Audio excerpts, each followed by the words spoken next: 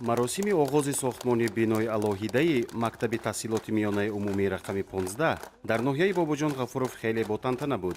Бино барои 640 нафар толибилм пешбинӣ шудааст. Мактаб соли 1974 бунёд ёфта, ягон маротиба таъмир нашуда буд. Он ҷо ба ҷои 1240 нафар 3000 нафар писарону духтарон таҳсил мекунанд. Давоми як сол барои бунёди бинои нав 12 миллион сомонӣ масраф хоҳад шуд. зиёда аз 26 синфхона дорад. 3 ошёна мебошад бо таҳкурсияш. дар ин ҷо синфхонаҳои ҳунарҳои мардумӣ, компютери ташкил дода шудааст.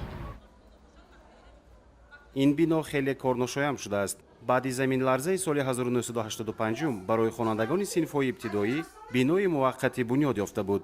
гарчанде ки барои фурсати кӯтоҳ пешбинӣ шуда буд, вале то ҳол хонандагони 8 синф дар ду баст таҳсил мекунанд. як қисми хонандагон бошанд бо сабаби набудани синфхона дар боғчаи бачагонаи наздик таҳсил доранд. албатта мушкилот ниҳоят зиёд буданд. ҳолатҳое мешуд ки дар ду баст таҳсил намудани хонандагон имконият намешуд. аз сабаби зиёд шудани теъдоди хонандагон мо маҷбур шудем баъзи синфҳоро ба 3 баст гузаронем ва ҳатто шумори як муайяни хонандагонро дар дигар мактабҳое ки атроф ба таҳсил фаро гирем.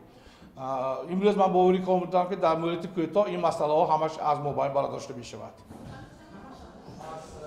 дар ин мактаб аз 6 шаҳру ноҳияҳои вилоят хонандагон таҳсил мекунанд.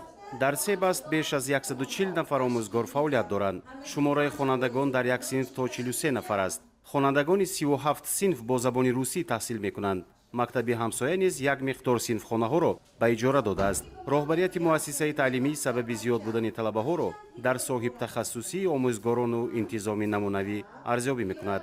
дар вилояти Суғд 47 муассисаи таълимӣ дар чунин ҳолат қарор доранд. дар 25 таълимгоҳ аллакай таъмири пурра оғоз шудааст.